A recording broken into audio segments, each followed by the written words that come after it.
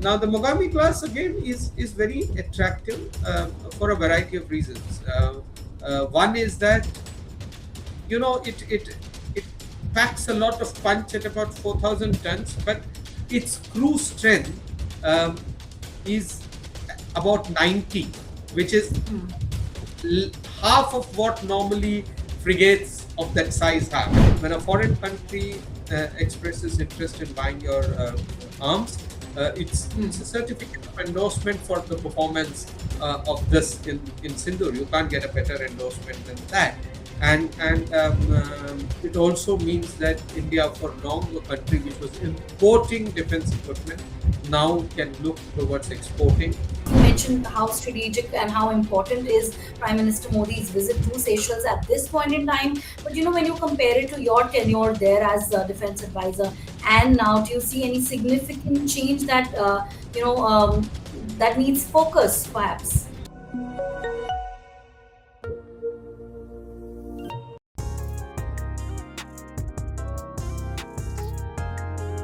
Welcome back. I'm Palak Sharma. In the last episode, we had a wonderful discussion on India's diplomacy and the maritime security situation around us. But there are still many more interesting developments to talk about and some important questions to explore. So let's pick up right where we left off and get right into it. We are talking to Commodore Shrikant Kesnur in this episode as well. You said you've been there for a good period of 2008 to 2012. It's been a while, and with Prime Minister Modi's visit there, do you see some difference? You see, when you were there and now, the kind of relations we've always had good relations, but with the kind of maritime security situation that we're looking into right now.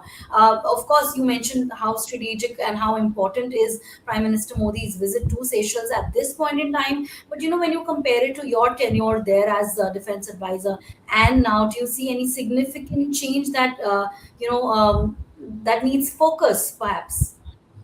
No, no, absolutely. One of course is that there is this, let's say, greater momentum. I don't want to get political one way or the other, Yeah. but there's a fantastic momentum to a lot of these issues, greatly due to the Prime Minister's personal energy and involvement. And as you said, the formulation which can then be encapsulated by Navy and other agencies in terms of deliverables. That's one. We gave a coastal radar project dedicated to them in 2015 during his visit. So the quantum of cooperation has increased Increase. substantially. Um, I think the military advisors also their level has sort of been maintained at an even keel. We must admit that there have been some ups and downs in a bit of these relationships sometimes, owing to the political situation locally, and these things would happen in many countries. But on the whole, I think the kind of upswing that has happened, particularly in recent years, is remarkable, and that needs to be, as we said, further nourished. And countries need to realize that irrespective of the political dispensations, I think our destinies are intertwined in many ways, and we need to sort of focus on that, which is happening now. So Right. much greater thing, and I think if I know right, I think the defense attaches powers, the embassies powers, the financial powers, all of that has substantially undergone a huge shift, making it more easy for us to now conduct a variety of defense diplomacy initiatives. Right, absolutely. And since we are talking of visits, I'm also going to speak about the Japanese Prime Minister's visit to India. It's all a lot of important announcements on maritime cooperation, including discussions around the Mogami class warships and the Unicorn antenna system. Now, without getting too technical, maybe how significant are these developments Again, very significant, on pan maritime? Yeah. yeah, pan maritime. Yeah. Yes, very significant. I mean, the Japanese Prime Minister Sanae Takashi, she was here for the 16th annual Indo-Japan Summit. Now you see, with with countries like Japan and all that, a lot of your cooperation clearly will fall in two or three areas. One is high technology, other is obviously economy, but it will have a very, very strong maritime component. Look, on a larger strategic plane, India and Japan are aligned on a whole lot of issues. Both of us are critically dependent on sea lanes of communication, on securing our energy, which come through different choke points and different important access areas in the oceans. And therefore, for both nations, free and open seas, a rules based order is very, very important. And I think we are on the same page strategically. Now, very specifically, what you're drawn out, I think one of the most important outcomes this time was about the co-development of the unicorn. Unicorn basically is, as the term defines, a unified complex radio network. It is an antenna that combines radio, radar, navigation, electronic warfare antennas into one sort of structure, which means that the several antennas you have for this is no longer there. So the ship is stealthy because it has less sort of accoutrements on the surface, and it's also apparently far more efficient because of a variety of technical reasons. So that's very, very good. And with Bharat Electronics co-developing that, if that happens, I think we're talking of a new phase of shipbuilding. Now, the fact that we also talking associated, because this unicorn antenna is on the Mogami class frigate. Now, the Mogami class again is very attractive for a variety of reasons. One is that it packs a lot of punch at about 4,000 tons, but its crew strength is about 90, which is half of what normally frigates of that size have, and that's a very attractive proposition, and that's due Right. to the huge level of automation and technology. Second, it's also incorporating mine countermeasures and several more capabilities, autonomous underwater and autonomous surface vehicles carried. So it seems to have on surface a lot more capabilities than the ships traditionally in that range have. Now, I doubt that India is going to buy these off the shelf from Japan because we build our own ships. But I think, in terms of co-development of these designs, that is a very attractive proposition. Also, their cost at about 450 $500 million in Japan is very attractive. Normally, ships Right. that size and that complexity cost much more. Though, mind you, this is the cost in Japan. Elsewhere, the cost may be much higher.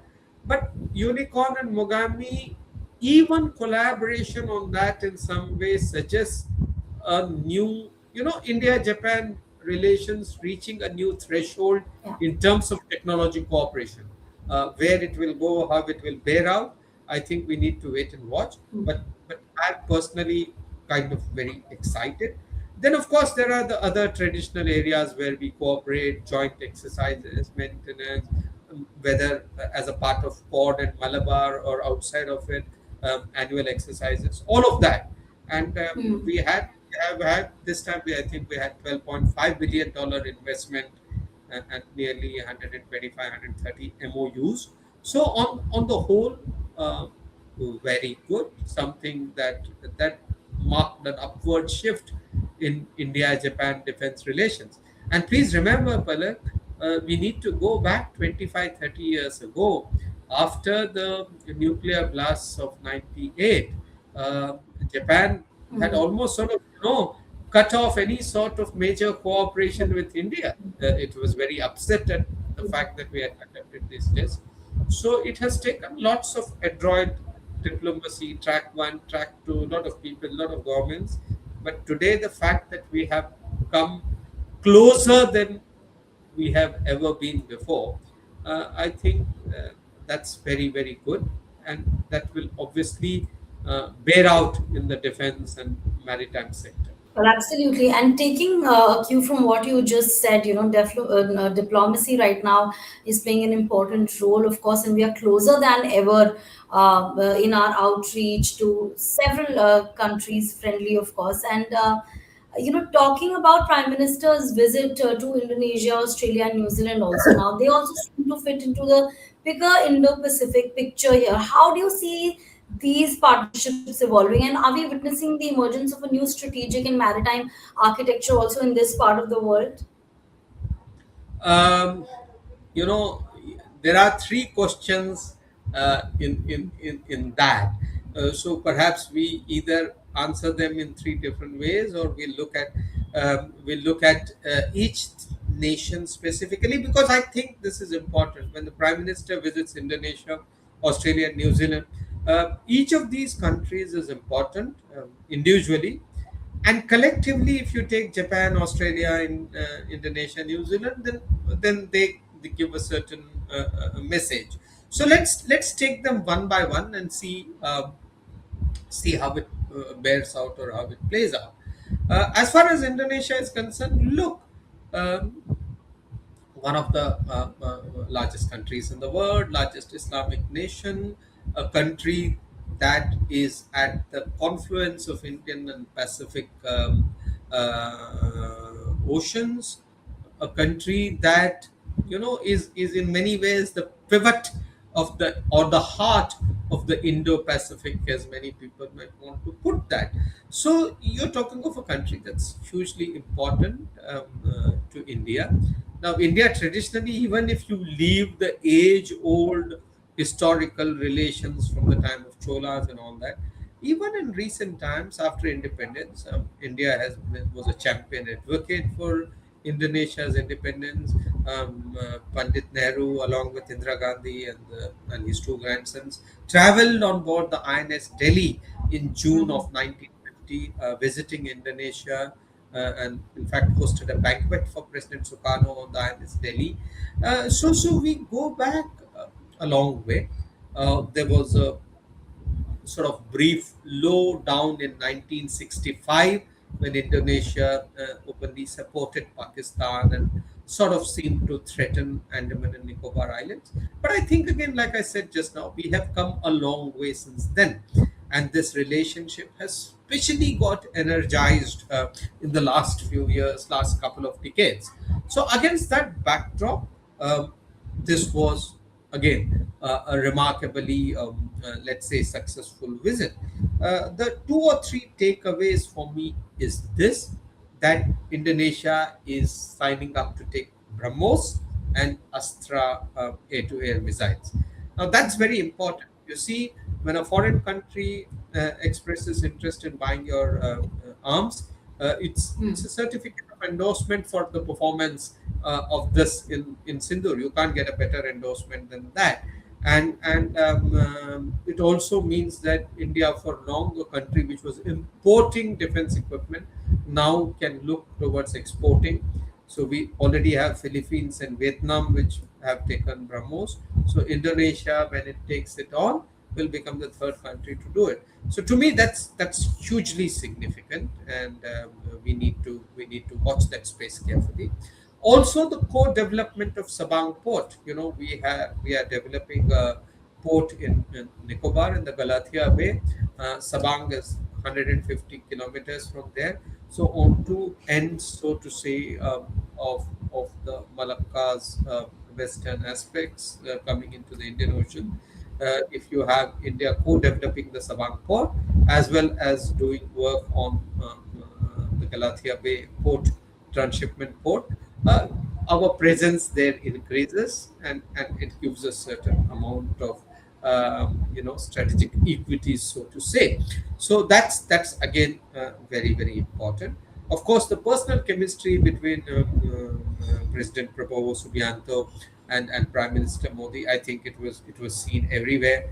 You had, I think, nearly 20 outcomes, um, many relating to smaller things, like not smaller, to things like UPI, EVMs, for example. Their interest in our EVMs, But one important aspect is also India's investment in minerals, metals, and rare earths, because nickel, which is an important mineral, Indonesia has lots of that, and it's largely China that's processing the nickel. So when India gets into that, it means that a little bit in terms of our own supply chain resilience or assurance in these matters, because all these, rare earths, critical minerals are very, very important as we go ahead towards the Viksit Bharat, or whatever you choose to term it. So I think there were lots of very wonderful positive outcomes of the visit to Indonesia. Um, should I go on to Australia and New Zealand, or you want to come in with something and then I go on to Australia and New Zealand? Well, we love hearing you and your, your perspectives on these issues. So, of course, you can go on. But before that, I'd also like to add a bit more to this question before we can come to the end of the discussion. And I'd love you to give us a roundup, because your PhD thesis has been on maritime security. So, when we are discussing the significance of all these visits, the Japanese Prime Minister coming over, our Prime Minister visiting several countries that are of maritime significance to us, how do you how do you rate these visits? And if you could just, like I said, give us a roundup, a holistic view of what you think about all these visits happening right now, the change in the Indian Ocean region, our maritime security. When we are inducting a lot of ships, we are talking about indigenization, and so much is happening in the maritime domain right now. So, how do you look at it? Okay. So again, I'll answer this in two parts. I think the message, or a common uh, theme, if there is, to all of this, I'll cover that in the end separately. But equally important to cover is visit to Australia and New Zealand. It's kind of still happening as we are recording it. Australia, again, to my mind, very important. Do remember, like we said, Australia, Japan, we part of the Quad, and yet also wanting to have our own strong bilateral relationships. So Australia, as far as it was concerned, our trade is at about $50 billion, and I think we generated again some 18, 19 outcomes, very tangible outcomes. To me, most significant is the fact about uranium export. I mean, the fact that Australia finally agreed. I mean, we had a in principle agreement in 2015, that we have been able to work on that in the last decade, and now get them to agree to supply that. It assures us a lot in terms of our energy security, particularly in terms of clean energy and things like that. Of course, there's a huge amount of defense and security cooperation, whether it is our instructors being positioned there, whether it is joint exercises. I think a defense innovation corridor. I mean, again, when you talk of countries like Australia, Japan, you're talking of certain high level of innovation, and certain strengths that they have in technology and automation, in what they have been able to absorb from their advanced technology systems, whereas India has scale, skilled manpower, and our own strengths in certain areas. So together, it can be a very good jugalbandi in terms of that. So whether it is clean energy, soft power, or maritime security, or supply chain resilience, I think India and Australia, there is there's lots that is happening. Again, the personal chemistry, our diaspora, now we have become the largest diaspora in Australia. I mean, just more than the number of Britishers there recently. So essentially, these are relations on the upswing. Again, there was a moment when India procured its second aircraft carrier, the Virat, in the late 80s, and then in the aftermath of the nuclear tests, when relations had gone down. So over the last 30 plus years, to have brought it not just on even keel but much closer, I think is very good. Similarly, the visit to New Zealand. I mean, we must not forget, it is sort of on the globe. It is the other end of the Indo-Pacific in a sense.